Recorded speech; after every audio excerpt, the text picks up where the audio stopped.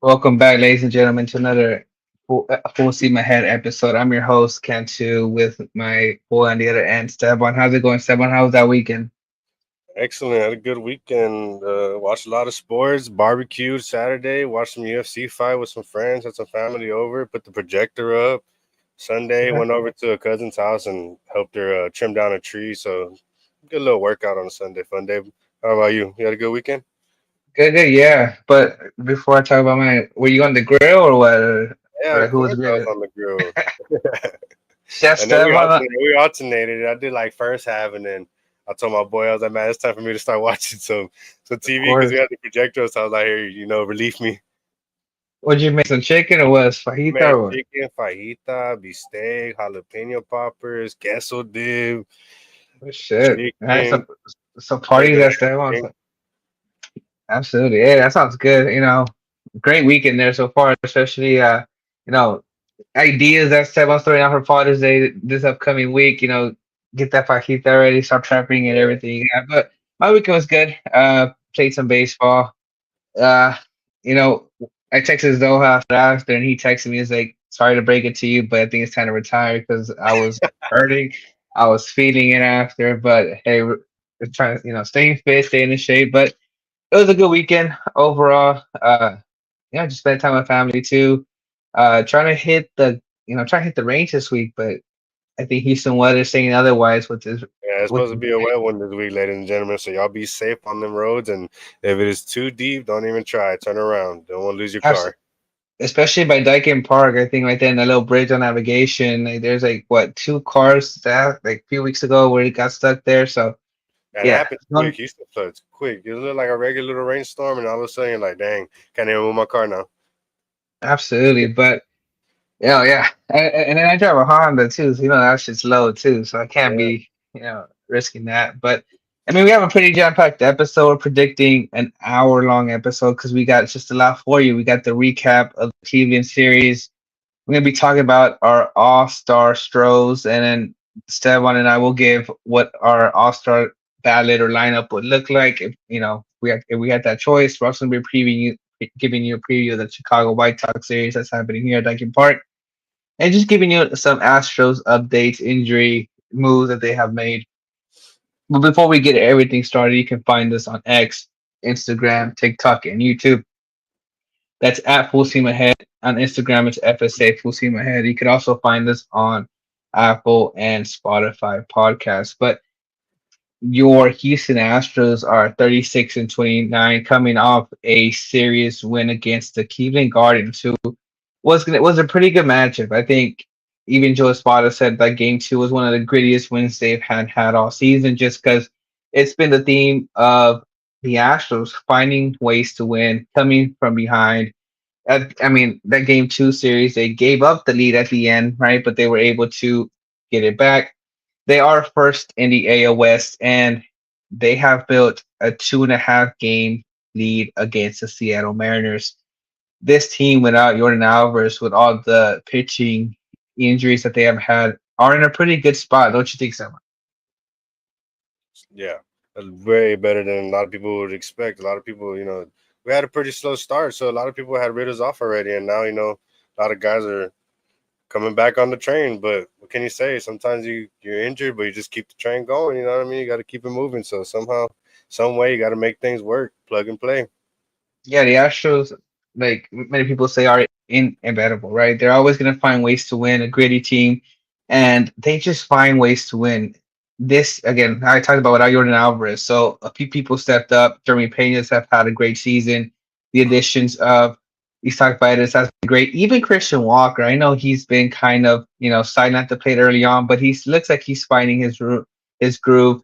The average might not be there, but he's having some great at bats, coming up in some big spots and getting those runs in. So he's having a slow start, but it's slowly getting there. And the Astros kind of remind me of the Tampa Bay Rays a little bit, just because they have a sort of thing to bring in pitchers and they just dominate. Like they have such a development for pitchers that they trust them that they can come in and win games. That's exactly what happened with game one when the Astros won 4-2. Colton Gordon, this is a guy that when we first said he was to make his major league debut this year. It was like, who is that? Like we had no knowledge of him really, just by his AAA stats, but he gets his first major league win of his career, and I think it was due time because honestly, Colin Gordon has been pitching great. He's gone 5 innings in four out of his five first starts, and this is how he did against Cleveland. He's 1-1 with a 5.11 ERA. He went 5 innings, 7 hits, 1 run, 0 walks, 5 strikeouts. He's thrown 75 pitches in that outing, 32 sweepers, 21 fastballs, 12 sinkers, 6 curveballs, and 4 changeups. And honestly, what's helped Gordon a lot is he's not really pitching in high leverage innings because he does a great job of limiting walks. I know that we're going to be talking about Gusto a little bit, but that's been Gusto's issue, right? He gets into trouble, allows a lot of walks, high stress innings, pitch count goes up, and then finds himself in trouble. But Corton Gordon has been doing the opposite. In 5 starts, Gordon has recorded 25 strikeouts, so averaging about 5 a game, and only 3 walks. That's a recipe for success right there. Not allowing the free pass, and that has contributed to his 1 win so far. And following him up the bullpen, just played phenomenal too. Sean Dubin found it. He pitched 2/3 of an inning and on 1 hit, only 1 run. Brian King followed him up by pitching an inning in the third, allowing 1 hit and 1 walk. And after that, it's the sure thing of Brian Abreu and Josh Hader. I think whenever their numbers called, they find ways to lock up that Astros win, and they did just that. Brian Abreu pitched 1 inning with 1 strikeout. Josh Hader came in and closed for 1 inning, allowing two. I mean, striking out two. Overall, it was a great win for the Astros, who their offense produced 10 hits. Jeremy Pena, which again, All Star Games voting coming out, he can, he has a tough competition with Jacob Wilson with the Athletics, but he's done pretty great. In game one, Jeremy Pena went 3 for 5 with 1 run. Altuve 2 for 5 with an RBI. Paredes 1 for 2 with a 1 run and 3 walks. Christian Walker, like I said, having a slow start, but now he's finding it up. 1 for 4 with 2 RBIs, and then Brendan Rodgers 1 for 3 with a home run. Overall, a phenomenal game for the Astros. Yeah, it was a very exciting game for me, especially with Dubon opening the game up with 2 outfield assists back to back. Oh yeah, So that was awesome. Gordon seemed to be fired up, and he loved that. And I'm pretty sure gave him more motivation to pitch on better. He kept doing good that game. It was a good sign for Colton. He took a step forward, not a step back. That's what us Astros fans would like to see, especially with our pitching being down. But phenomenal game. I enjoyed it. Jacob Melton also flashing the letter out there, fully extended down the right field line, making a top 10 play. That was amazing by the rookie. It was cool. no, yeah. Uh, You know what? I'm glad you and bring then that up because and then defense is great. Brendan Rodgers too. That was his first hit since May 11th. Only his second home run opposite field, 396 to the right center gap. There you go. So I'm glad you bring up that defense because I totally forgot about that. You're right. Mauricio Dubon, 2 outfield in the first inning off Jose Ramirez and Angel Martinez and Jacob Martin flashing that, like you said. And then Uh, the first one was okay. He got him barely, but the second one he had Jose out by a mile. Like I was surprised because Jose has wheels, yeah, and but the ball was smoke. So I mean that's what gave Dubon the upper hand. He was able to play it off the wall, but his throw was perfect on the line, no hop, absolutely. right to the guy. And honestly, where's the first base coach at? Because once you see Mauricio Dubon get Angel Martinez to start off the game, you think Yeah, you respect his arm a little bit more and like just tell him how bad. Or that might be just Jose Ramirez trying to test him out a little bit. But hey, he was able to I mean pass both of he's those Gold tests. Glove for a reason. He's able to play Yeah. all aspects of the field. He's a ball player. He's just an all out dog. He just knows how to play every position, fills everything out, and trusts in his mechanics. That's what you would like to see. Somebody that's not going to complain and not look away if you asked to do another take somebody else's job on.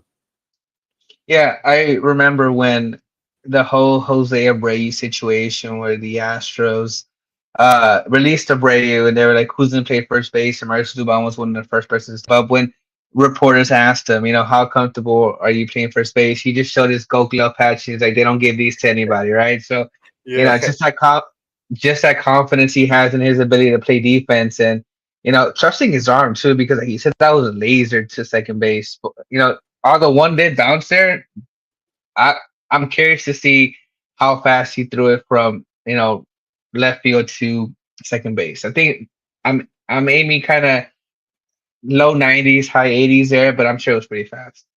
Yeah, it had to be somewhere in the 90s. It was a dart. Yeah, But absolutely. besides the fact of the defense being phenomenal, Astros did struggle again with leaving runners on base. 10 runners left on base this game for the Astros and only four for the Guardians, I believe. Okay. Yeah, I mean, it was a gritty win.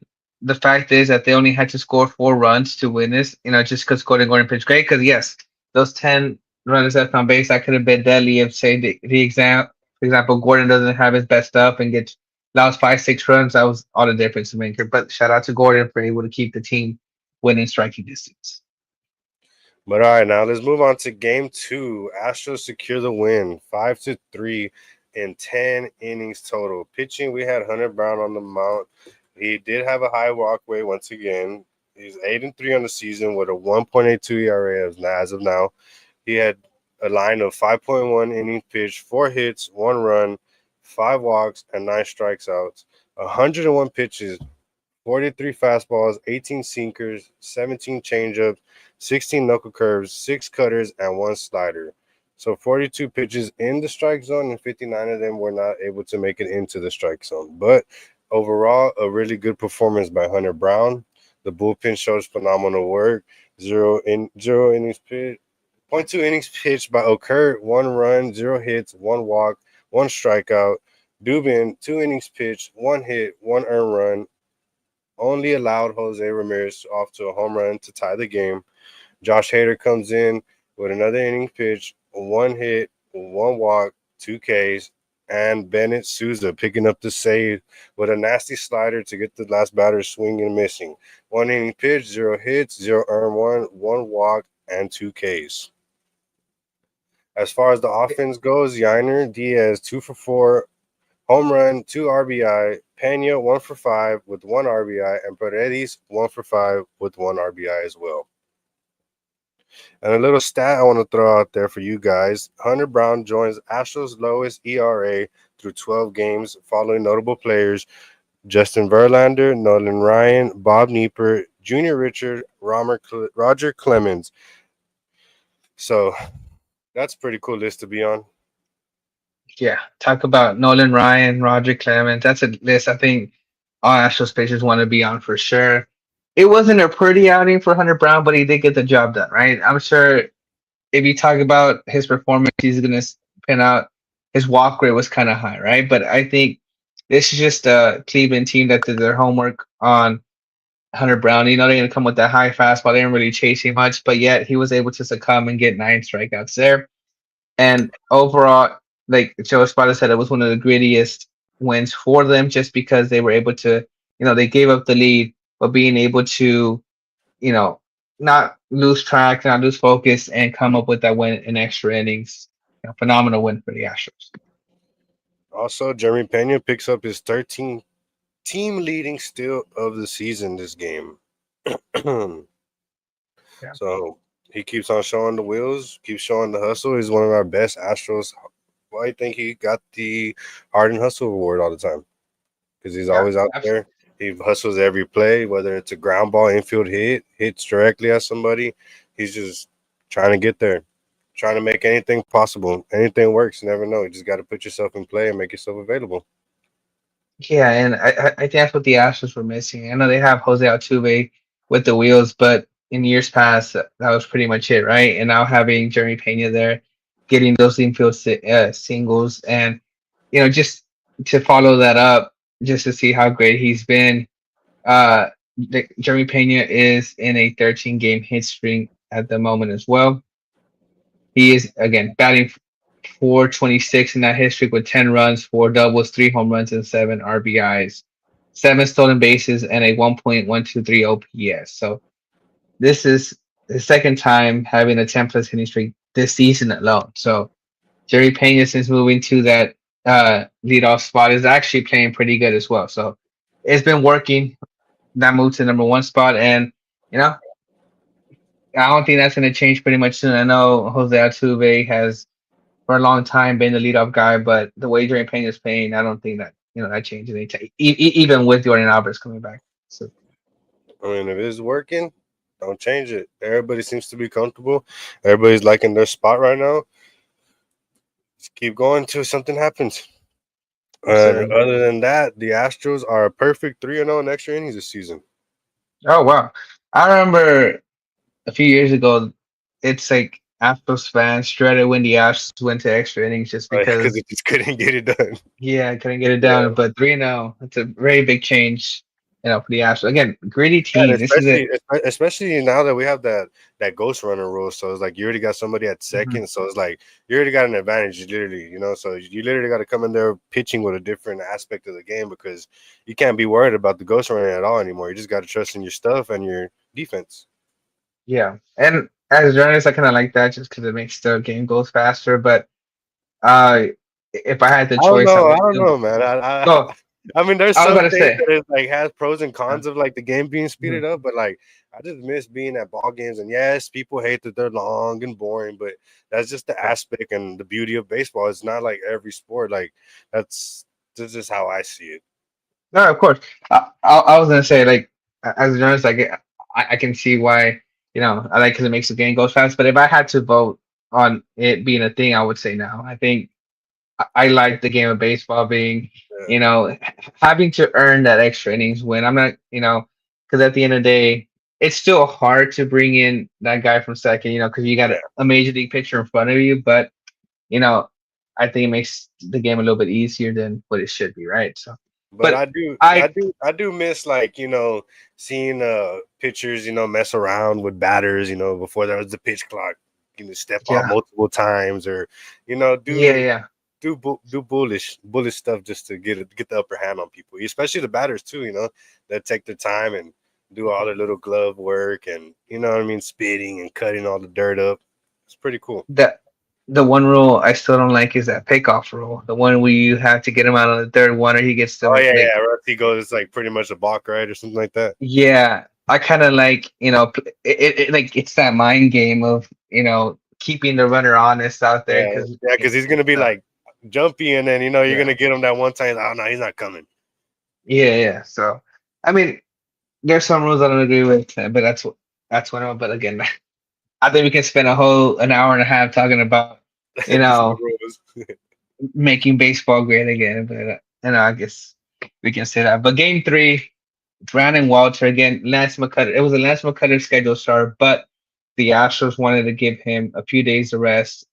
I don't think it was anything serious. In fact, Lance McCullers is proposed to be pitching the first game of the Chicago White Sox series. So it's not like an injury like the Hayden Wesneski situation. It's just a guy that hasn't pitched in 2 years.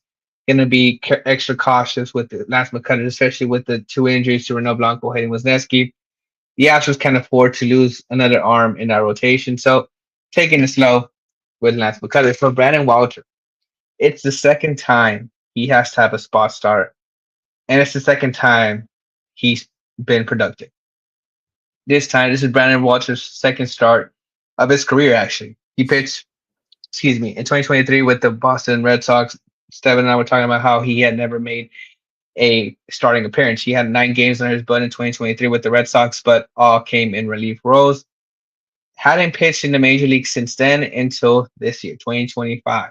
He's already made 2 starts, and he has shown the Astros what he's got this start. He went 6 innings, allowing 6 hits, 2 runs, no walks, and 5 strikeouts. Through 2 starts this season so far, he has a 0-0 record, so has yet to record a win in his career and has a 1.64 ERA. He went 90 pitches, 30 cutters, 25 changeups, 21 sweepers, 11 sinkers, and 6 fastballs. Now, the Astros are having to rely on pitchers that have very little experience, like Cousteau, Gordon, and Walter. And I think out of those three, I know it's a small sample size for Walter, only 2 starts, but he looked pretty good. He had the way he throws the sweeper. things that makes it so effective is that movement, that spin rate that he has to offer is really making it difficult to pick up on his pitches. And the fact that he, pairs it up with the cutter, I think it's just beneficial to him. I mean, what have you liked from his stuff so far? And before we get the comment, we do have a comment. Greetings from San Diego. So appreciate you tuning in. I know it's a little early over there. It's what 7:48 over there. So appreciate the support all the way from Cali. Of That's pretty cool. There's somebody off the West Coast here to listen about the course. Astros. Awesome. We love to see it.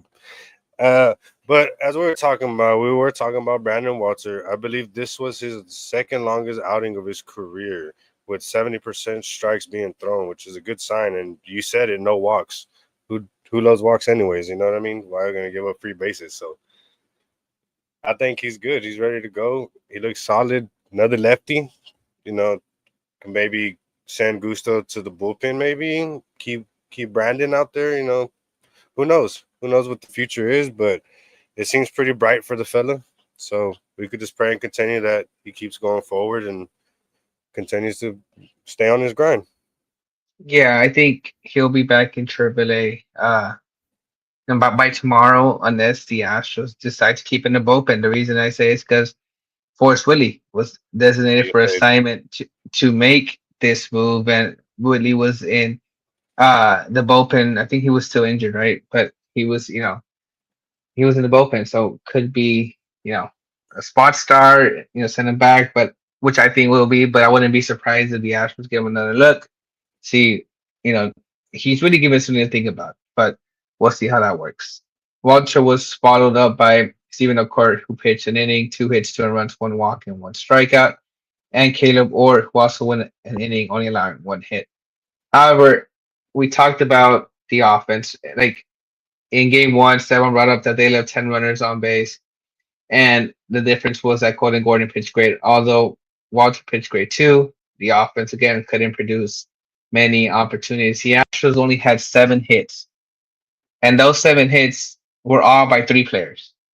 Jake Myers, who went 4 for 4, Yanier Diaz, who went 2 for 4, and Cam Smith, who went 1 for 4 with 2 RBIs. That was literally the entire offense for the Astros. Everybody else was overs.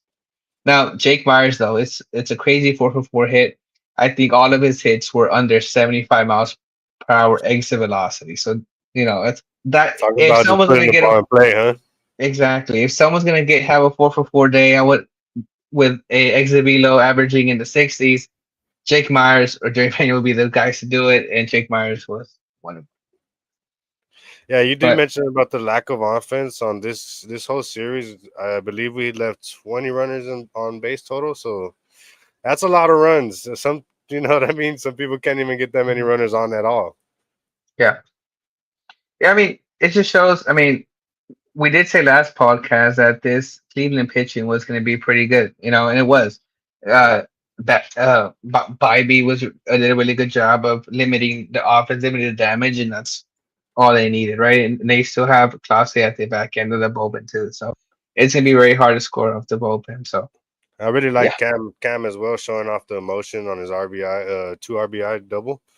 He that's was tie out the there, game too, huh? yeah, to tie the game. He showed a lot of emotion. Good hit on the ball. But another thing I want to throw out there, and the Astros have a .590 win percentage since June 8, 2024 to June 8, 2025. 59% win during this span. So that's a pretty cool little thing to throw out there. Gotcha. There you go again. Stats by Steban. Trademark that. Just But trademark that. but Oh, let overall me thoughts. another Oh, go little ahead. thing Go to ahead. Go ahead. mention. Besides the lack of healthy rotation, the Astros are leading the league with 620 strikeouts and counting, followed by the Phillies 604. So There you go. for a banged up rotation with a bunch of plug-in people, I'll take it all day. Yeah, that's what I'm saying. The Astros do a really good job of like finding these guys that you may not know their name or have not been highly sought out in AAA, but come in and be throwing lights out in the major leagues. And look with that, we got your hashtag already. great great co-host. So, and Stefan, a fan favorite for sure. But overall thoughts: 6-4 after 6-4 in the last 10 games, and something I want to touch on is that Astros have two up and coming pitchers. So this is important just because Framber Valdez is on a contract. Final year in his contract. We don't know what's going to happen with him and the Astros. So the fact that Colton Gordon, a lefty, Brandon Walter, lefty, is also pitching good. If there's this, I don't know how realistic it is that Framber Valdez will be in the Astros uniform next year. But the way that free agents, it's very hard for the Astros to retain their guys if they haven't had a contract extension, talk early. So they might have people to replace Framber Valdez next year, but I don't know. I guess that could be a good debate. I would say Framber Valdez, this will be his last year as the Astros. I just don't see him signing if he doesn't take the team friendly deal the Astros might offer. Yeah, I feel like something's gonna go on with the agency, and it's not gonna be. It's gonna be all beyond Framber's control, pretty much. I Yeah. feel like it's gonna be the same thing like we had last year with Tucker and Bregman. Are they gonna sign? Oh, they might sign. It looks like they're signing. Oh, he wants to stay. He wants to be mutual. This and that, and then last minute, boom, gone. So Yeah, I mean, I believe a lot of people are gonna be out to get the lefty. Just because how absolutely. dominant he's been in his career. He's one of the game's best lefties. I mean, he has no hitter in his belt. So I mean, what do you think? Yeah. I I think mean, he might be gone. Honestly, I mean, as much as I'd hate to say yeah. it, he might be gone. Yeah, like I said, just for now, this might be the end of Prime Valdez unless he takes the team friendly deal that the Astros might offer. Because you're right, everybody's gonna be chasing Prime Valdez. He's stayed healthy for the most part of his career. I think he's only missed one season, a few starts one season as a no hitter. And the thing is, even on Framber Valdez's bad days, he still keeps you in the game just because of his elite sinker and you know elite curveball. So Oh I yeah, don't know. I think the other day I picked up like didn't we mention like 18K? I mean 18 whiffs on the curveball alone, Mhm. I believe. Yeah. So So there you go. hey, He what? has the stuff. Brown Robert is gonna be hot commodity. Like, honestly, like if he pitches average the rest of the year, he's still gonna get paid a pretty penny just because lefty first of all, and the fact that no matter like every single player knows that when Framber Valdez is on the mound, he's gonna throw high doses of sinkers and high doses of curveballs, and yet sometimes they still can't do anything with that. So Yep, come and take it very mentality. yeah, absolutely. But like we said, we're gonna talk about this All Star game. All Star game voting Oh, is let me here. throw one So more thing oh, in there go ahead, go before we ahead. move on to the next. The Astros are 36 and 29 at the moment and face only 15 teams that are under 500 this I did season. see that. So everybody that we've been playing is good competition and 500 teams. So I mean, it's not like we're playing scrubs out there. Yeah, I think that what the Dodgers have the most played the most games with teams that are under 500. I believe the Mets are like close second there. But I mean that's what you want to see because at the end of the day, the Astros, yes, they want the division, right? Because that's gonna get them to the playoffs. But they have their thoughts of playing postseason ball. That's what they're focused on to get in the World Series. Yeah, So you're gonna need to this, beat this is those what you teams. want. You want to face all the difficult teams so that you should prove that you're here. It makes you want to do better, makes you want to play better because you obviously don't want to lose. And even though it's earlier on in the season, you're gonna see a lot of these teams later on. Hmm. So Yeah, especially like they've gone against what the Royals. That could be a team they play against. The Tigers could be another one too. So yeah, you know, Tigers gonna be one of those annoying teams again, man. The way they did us last year, man, it could be another matchup that I would not be yeah, surprised if it came to it again. I wouldn't be surprised either. And it starts with the Midsummer Classic, and that's the All-Star game. We're gonna break this up into two parts. So first, Steph and I are gonna give our takes of which Astros are going to be in the All Star game. Not necessarily starting, but might be either a starter role, backup role. Just going to be in Atlanta in July. In the middle of July when that happens, and then we're gonna give our takes of what our American League and National League, starting nine looks like. Not necessarily like in the 1 through 9 order, but on the field. So, do you want to get started with the Astros All Stars, and then I can do the Astros lineup first, or how do you want to do this? I could do who I believe I think would go in for the Astros. I Okay. believe the people Okay. that have chances is definitely Hunter Brown. Um, I like Josh Hader, but it's going to be a good race at the end because you have Andres Munoz, like you mentioned, doing phenomenal, lights out as well as Hader.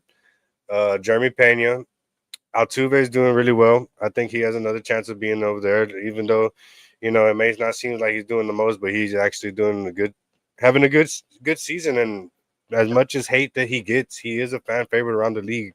You'll be surprised how many people actually vote him in. And Paredes continues to be hot.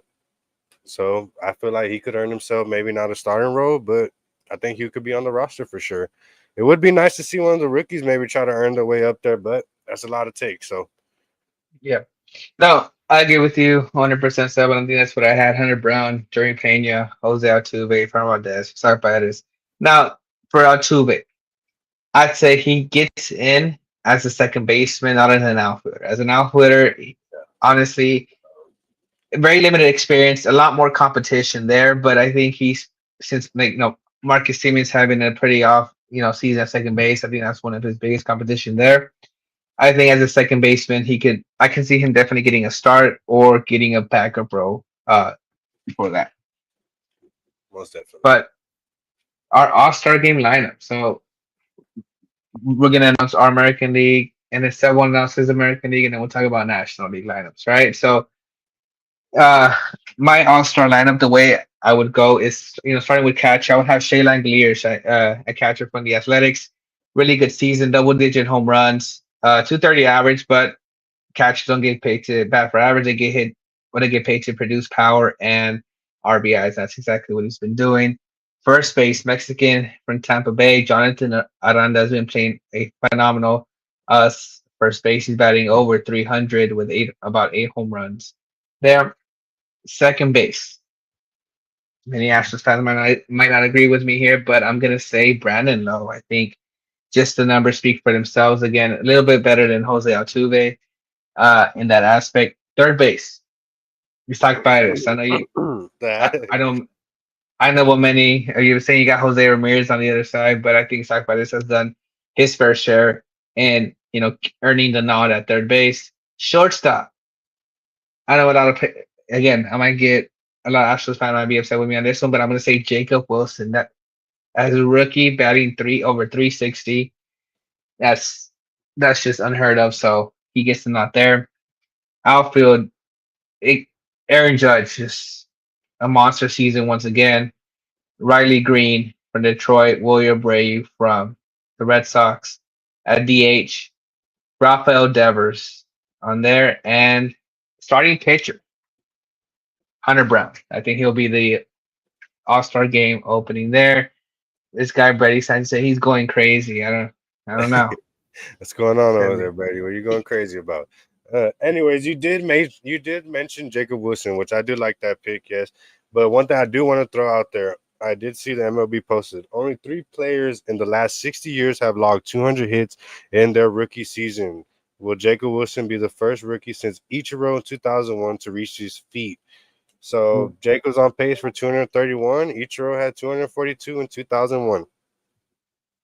I mean, being almost there with each I mean, that just speaks numbers there. Yeah. But let's move on to my American League picks for the All Star game. For the catcher, I'm going with Big Dumper, Cal Raleigh. He's freaking spraying the freaking field everywhere. Absolutely. So, I mean, that thinks to me like, do the Mariners keep him as a catcher or do you want to get him as a DH spot so he's not banged up? You know what I mean? Yeah. But he's not an injury prone guy, what I've seen. But that is my pick. For first base, I'm a big Vladimir Guerrero fan. I just like his swagger, the way he carries himself, and he's a good pull hitter. He's a power hitter and could get out there and make some web gems too. Second base, I will be staying with Jose Altuve. I just think he's been doing a phenomenal year, especially, second base, outfield, doing the multi-position role. So props to him. Third baseman, yes, Isaac Paredes is phenomenal, but I love watching Jose Ramirez play. He's just Can't go extravagant. wrong with He's that. electric. I love a switch hitter. The plays he makes on defense is just great. He's a hustle player, and he's hilarious. Not to mention, I don't know many people know about him, but if you do search for Jose Ramirez, there's lots of videos and memes about him. So he has good mic'd up moments. Shortstop, I will stay with Jeremy Pena. I like the way Jeremy's playing this year. And as for my outfield, Aaron Judge, Lawrence Butler out of Oakland, not Oakland, I mean the A's. Yeah, yeah. Sorry about that. And I'll go with Michael Nelson Trout. There you go. For the DH role, I'm taking Ryan O'Hearn. That's a little one out of the ballpark. You know, I'm pretty sure a lot of y'all were not expecting that, but he's been doing really well at the plate. And for starting pitcher, the one and only Diesel Hunter Brown. There you go. And then I guess many people agree with you. W picks there, so you know that support there. But you said Jose Ramirez. You said he has swagger. He has great bat, great defense. He also has a great right hook there too. I think Tim Anderson can. Yeah, Like, you don't want to bring that one up to Tim Anderson. yeah, for sure. But moving on And to the not to national. mention Go that ahead. too, though. Speaking about the right hook and all that, I heard something about Tim Anderson. I think he got into another altercation or something like that the other day. Oh Is no. that I don't know what who, but they said something about like pregame or something that he might have maybe got into a little altercation, or I don't know if I was hearing something wrong. Oh, I didn't hear anything about that. But I mean, I if you don't want to know. look that up while I do that, and by all means, you can look that up. So for the National League, the catcher Will Smith, I think he's just playing phenomenal too, batting 300, double digit home runs there. First base, I know how many people want to be thinking Freddie Freeman. I'm gonna say Peter Alonso too. I think 17 home runs already is a pretty big number to be, and he has over 40 RBIs there.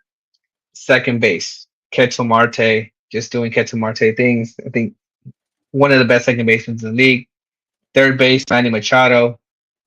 Shortstop, Francisco Lindor has been playing really good. It was a it was a coin flip between him and Ellie De La Cruz, but I just think Francisco Lindor is, edges him out a little bit. My outfield's going to be Corbin Carroll from Arizona, Pete Crow Armstrong from Chicago, and Kyle Tucker. I know Astros fans were pretty devastated for that, but I think Kyle Tucker will be in the All-Star game for National League. DH, I think pretty simple there. Shohei Otani and starting pitcher. Again, I think pretty simple. Paul Skeens. I like it. I like it. I actually forgot about Tucker. I was gonna mention him, but I did forget about him. But for my guys, um, for the most part, catcher wise, Will Smith. I was kind of thinking about like Wilson Contreras and all that, but I was like, I'll just stick to Will Smith. Yeah, Even though he's not hitting that many home runs, another guy that I kind of wanted to mention out there was I believe it was Augustine Ramirez yeah. Having a good season. from the Martins. He's having a pretty good Mhm. season as well. But besides the fact, let's keep it rolling here. First baseman Freddie Freeman, the double machine. I have to go with Freeman. It's just dude's just a freaking hitting maniac. He just sprays the field. And second base, going with Ketel Marte as well, the switch hitter. I love the way he carries himself and plays on the field. Third baseman, Manny Machado as well. And shortstop, I did go with Eddie De La Cruz. Can't go wrong with that. Yeah, I can't go wrong with that. I just love me some Eddie. He's just electric, and then the kids love him, fans love him, so it'll be good for the All Star game, you know. And we'll be going with outfield for the NL: Fernando Tatis Jr., Pete Crow Armstrong, and Ronald Acuna. For my Okay. DH, Shohei Otani, and pitching, Paul Skeens. Yeah, I think Karen from San Diego is something like that. Manny Machado, Fernando Tatis duo out there, and Yeah, I think he would like that. Mark Sanchez says he likes Cattell with fire emojis. oh yeah, what was that? Right here, right there, perfect. And then it says W picks love the hat, by the way. So hey, except I'm getting all the love right now too. What's wrong with Angel? My guy's handsome. Ah, thank you, appreciate that. Uh, yeah, again, look at that, the hat right there for sure. But I don't know. keep the comments going. Do you agree with our All-Star lineup? So would you add if you had, the choice? How would yours look like? Any, outliers that we missed or any players you think deserves the call to the All-Star game? Please put it in the comments for sure for letting us know. But the Astros have a matchup at Daikin Park against the Chicago White Sox. They are 22 and 44. They are last place in the AL Central. However, this matchup won't be as easy as many think.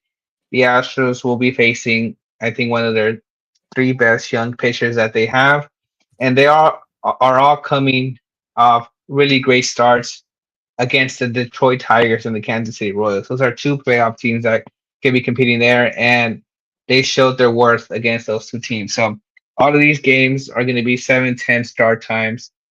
Tuesday, Wednesday, and Thursday again, all set 7:10 start time. So once you get out of work, you do have time to go, go to the games or get those tickets if you still need them. But they Tuesday's match is gonna be Shane Smith, not not with the Saints, and Lance McCullers. McCullers is 1-1 with a 4.44 ERA. Again, coming off a really great outing against Pittsburgh when he went 6 innings, 2 hits, 0 runs, 1 walk, 7 strikeouts. And a big factor, I know we talked about how Lance McCullers is throwing his slider a lot more, mixing it with that sinker, but so has his change. It's been pretty phenomenal. Right now, Lance McCullers has an opponent batting average of his changeup with a putting average of 0.67, a whiff rate of 54.8. So that means literally over 50% of hitters when they swing at the changeup are missing it, and he's been putting away hitters with that pitch 30% of the time. He's going against Shane Smith, who right now is probably the White Sox best pitcher. He's 2-3 with a 2.45 ERA. Versus Detroit, again, this is a playoff team. He went 5 1/3 with only allowing 3 hits, no runs, 2 walks, and 6 strikeouts. So really effective outing there. Does have a 6 pitch arsenal with a fastball, changeup, slider, curveball, sinker, and sweeper. He's going to rely mostly on that fastball, changeup, and slider, and for obvious reasons. On the fastball, the opponent batting average is 1.187, and the opponent batting average on his changeup is 1.11, 111. So this is gonna be a pretty good pitchers matchup, especially if Lance McCullers can stay in the same group he's at. This might be a low scoring affair. Yeah, there's not many wins to show for Shane Smith, but the ERA is there, and he's on a roll. So might have found his groove. So same thing with Lance. It's going to be a pitcher's duel. Lance already coming off some quality starts, and he has no shine of showing regression. So it should be a Absolutely. good one, and I believe it should be a good offensive game, both teams as well. Yeah, he's pitched. Shane Smith has pitched great against I guess playoff teams. He went 5 innings, only allowing one run against the Chicago Cubs a few starts ago. Same thing with KC when he's pitched against them. So he's shown that he can, play against the top dogs, and I think the Astros might find it easy against Shane Smith. Wednesday's pitching performance is Sean Burke versus Ryan Gusto. Again, a lot of these young White Sox pitchers are you're gonna be able to witness them for the first time at Daikin Park. Gusto's coming in for a 3-3 record, 4.78 ERA. Again, his last outing, Gusto went 4 in the third, 8 hits, 3 runs, 2 walks, 3 strikeouts. For Gusto, Astros fans are looking for him to pitch at least 5 innings because he has yet to pitch 5+ innings in a start since April 23rd, and that was against Toronto. We're already in June, so he went the whole month of May without pitching over 5 innings. If he wants to stay in the rotation, that's something he would need to improve drastically and like as soon as possible. Sean Burke is 3-6 with a 4.03 ERA. However, versus Detroit, again, playoff team, pitched phenomenal. 7 innings pitched, 2 hits, 2 runs, 1 walk, 5 strikeouts. That is 3 straight quality strikes for Burke. Has a 5 pitch mix of a fastball, slider, curveball, changeup, and sinker. Gonna rely mostly on a fastball, slider. How and the Astros kind of have an advantage here. At home, Sean Burke pitches pretty good. However, on the road, when he's away, Burke is 0-4 with a 7.71 ERA. So that's not what the White Sox are hoping to see. Pitching away from Guarantee Park or Guarantee Field, but something the Astros can take advantage. Yeah, I like what you just said there. 0-4 on the road, 7.71 ERA. Like, especially coming into Houston, it's a homestand for us. So hopefully some Crawford box shots. That's what we could pray Yeah, for. So y'all better have your gloves out there and be ready. yeah, and then it could be another chance for those Astros offensive hitters to make a case for the All Star game as well. Yeah, this is Thursday, a this is a this is a good matchup for the Astros to prove themselves pitching wise and offensively. And Thursday's matchup we got 7-10 Davis Martin versus Framber Valdez. Valdez with a 6-4 record, 3.07 ERA. Versus Pittsburgh in his last outing, Framber did 7 innings pitched, 2 hits, 2 earned runs, 3 walks, and 11 strikeouts. So everything is on cue for Framber this year. Valdez is great at home. He's 3-1 with a 2.20 ERA. So Framber should be able to go and shove on his Thursday matchup. I believe he should be able to have a long tenure against the White Sox. He should not have problems as long as his command is there. I feel like he should be able to go up and down this lineup. As far as for the White Sox, they are throwing Davis Martin with a 2-6 record and a 3.62 ERA. Last outing for Martin against Kansas City, he had 6 innings pitched, 5 hits, 2 earned runs, 0 walks, and 7 Ks. What do you think about this matchup, Cantu? yeah, I think this is having Robert Valdez pitching the last game for the Astros in the series, could go a long way. If they split one, on Tuesday, Thursday, Fran Valdez can, get you that series win. Or if the Astros take, the first two, Fran Valdez can get you the sweep. I think Fran Valdez is the guy that you want pitching in that rubber match. He's just been really great, earning that All Star bid. And the Astros just hoping to win in the series and extend that lead over the Seattle Mariners, who are currently losing to the Arizona Diamondbacks 2-0 in the sixth. So I think right now the Astros are a little bit, again, I'm not going to say the Chicago White Sox are a cakewalk just because, you know, they're still a baseball team in the major leagues, but Seattle's going against the Arizona Diamondbacks, who have a great team. Astros going against the White Sox. This is a great opportunity to extend that lead in the AL West and give yourself a little bit more comfort room there. But it's going to be a great outing, a great matchup. So, and it's probably going to be dollar dog day on that Tuesday game too. On So Tuesday, yeah. Not to mention, it's your favorite time of the year, so get there early. It's Pride Month. So today, I think Tuesday is the Pride Night. I think they're giving away a little giveaway. So I know that's your favorite time of the season, Ken, too. yeah, I'm gonna say all that. Nah, I'm kidding. But let's mention we were talking about how excellent Framber has been. Framber is joining some great history in the Astros franchise. Both strikeouts by a left-handed pitcher, following Wandy Rodriguez with 1,093. Framber is sitting at 949. Second most in franchise by a left-hand pitcher. Behind Framber, you have Bob Nieper, 946, and the old guy, Dallas Keuchel, the old beard in Houston. Remember him? He had 945 strikeouts. That was our old guy. Before there was a Framber, it was the story of Dallas Keuchel. I don't Absolutely. I know if mean, many of you remember him, but Keuchel was pretty electric. that's great company to be around. I'm you're a fan of us too. So it just shows how great he's been. And if you're an Astros fan, you're hoping the Astros can keep Framber Valdez for a very long time. But I mean, we gave our takes 7 and 9 earlier, so we missed that. You can always go back and check that tomorrow. But we don't think it's likely Framber Valdez will pitch for the Astros next year. But that could be the conversation for later on. Uh, to wrap things up, we're reaching the hour mark already, which is pretty good if we want to be. Astros injury updates. This is on Jordan Alvarez. We do have an update this time again. Denner Brown on a Astros radio on Sunday said Jordan Alvarez is close to picking up a bat and could happen as soon as this week. I don't even really say I thought he was already hitting already, but if you don't remember, after the swelling went down, Fernando Valdez was had a fracture on his hand, so they stopped all baseball activity and just letting it heal so it can be at 100%. And it's unfortunate because I think if Jordan Alvarez stays healthy, I think he could have competed for that DH spot at the All Star game this year. But the fact that he's hurt, unfortunately, I don't think he's played enough to be considered an All Star. Yeah, sadly not.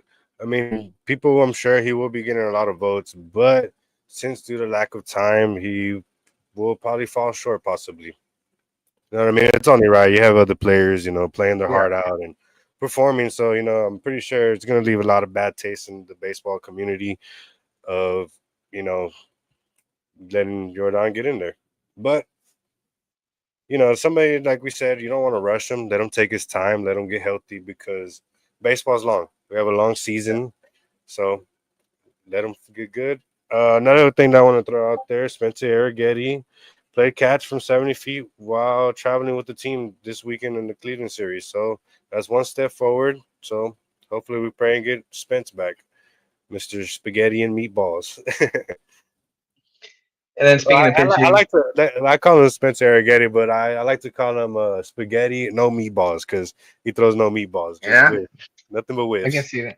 Now you can see it. Again, I think you trade that and put it on the shirt too. So there you go. But this is going back to the Framber Valdez, Mark Sanchez predicting an 8 inning outing from Framber Valdez. So I can could see it. happen. Yeah, I can Yeah. see it. You wouldn't be surprised. It's And a then, regular Framber thing to do. yeah, absolutely. I think he's already done it once. I'm sure he can do it again. And then I know we talked about this at the beginning in the show before, Sweetly, former first round pick, the DFA'd. And I think this is a guy that again had a suspended for PEDs, had injuries he went through. This is a guy that fought very much to get to this point of his career. However, couldn't stay consistent in the major leagues, and I think it was just, uh, I think it was just time. I think the Astros gave him a lot of chances to get right. He has the talent, he had the stuff. That's what I mean. There's a reason why he's drafted first overall. Just couldn't, couldn't get the fine taste for the major league pitching. I think somebody will pick him up, try to get him right, and hopefully he Yeah, has he did. success Yeah, he there. did. He did go through a lot of hardship going up and down his career, trying to make it to the big leagues. And you know, every year we would see him, and me and my buddies would be like, "Oh, this guy is it. This is his year. This is going to be his season. He's going to be here. He's going to contribute." And worst thing comes to worst, he gets injured, or just more problems come down the line for him. So, best of luck to Forrest Whitley.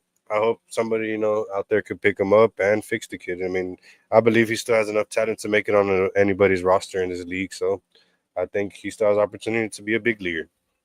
Yeah, and this is a guy that the Astros were reluctant to trade earlier, a few years ago when trade talks came happen. I mean, they trusted in his abilities, they believed in him, and again, like I said, they gave him all the chances to get right. Unfortunately, couldn't find it, but it's part of the business. You know, Joe Espada said it was a tough conversation, but at the end of the day, it is a business. He wasn't a good fit, and they had the Astros, move on just because they were not going to get a lot of productive innings from 14.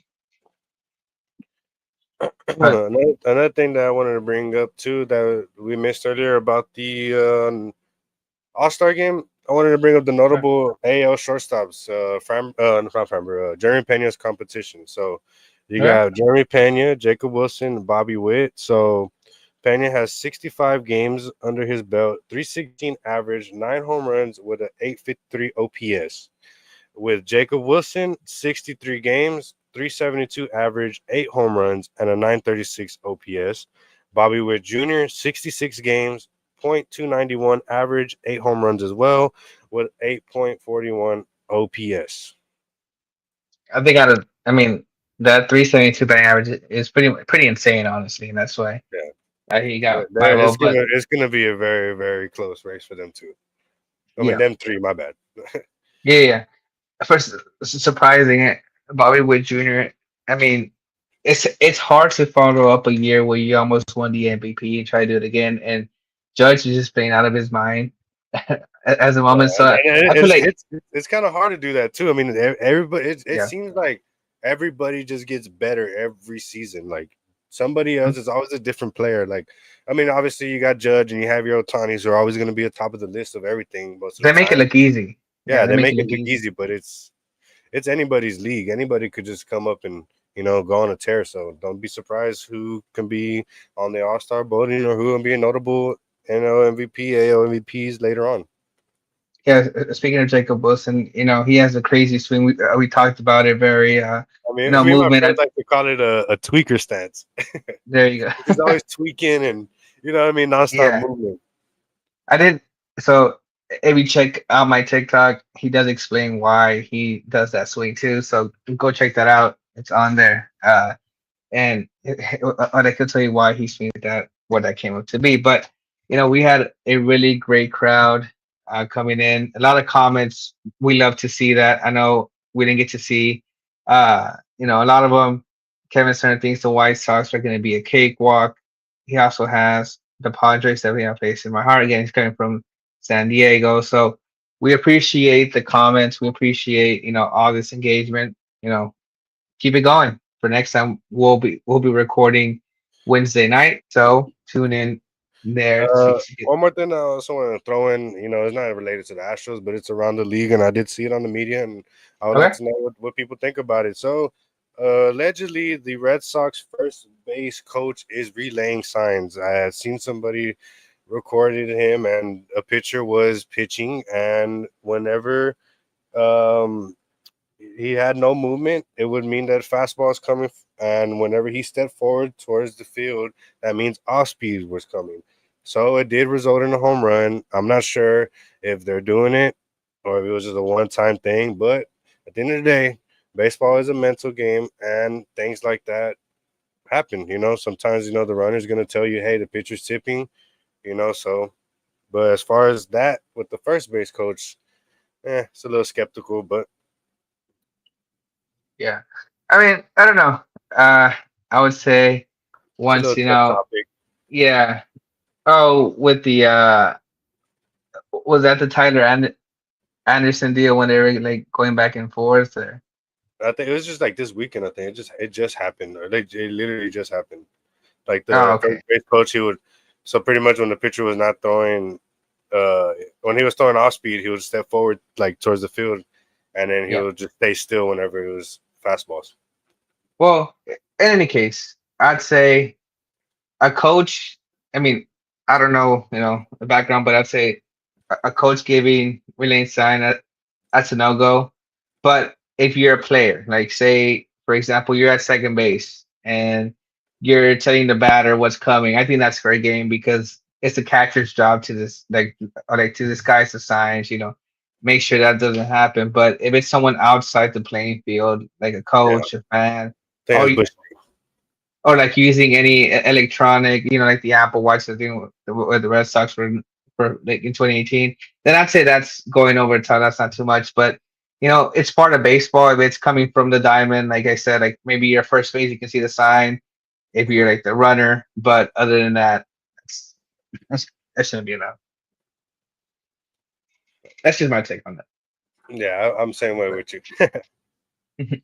But again, we appreciate y'all coming in. We finally did hit that hour mark, and that's what Stevan's go hit that, you know, Yeah, yeah, we finally like broke the 50-minute line back to for an sure. hour, and it went by pretty fast. It was a good That's episode, it. a lot of Yeah, for sure. interactions. I appreciate everybody buying in and giving us your precious time and giving us a listen. We hope to hear from y'all again soon, and we would like to see more comments in the section down below, whether it's your intake, your inputs, or about anything we said in the podcast episode. Yeah, and subscribe. Tell your friends to subscribe to YouTube. We do have really good shorts, and you can always hear this episode again if you missed it. Share it with your friends. We appreciate our support. And yeah, again, Wednesday night is we'll have our next recording. It's Father's Day on Sunday this one week, so probably gonna be. I gotta look at the calendar. Do the Astros play on Monday?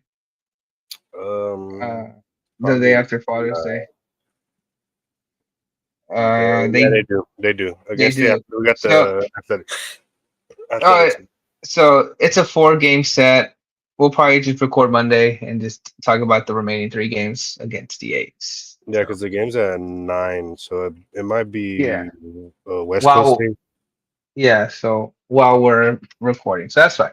So we'll be back here Wednesday night and then Monday night following after Father's Day. So again, appreciate all the support, share, subscribe, and Peace out, guys and women, ladies and gentlemen.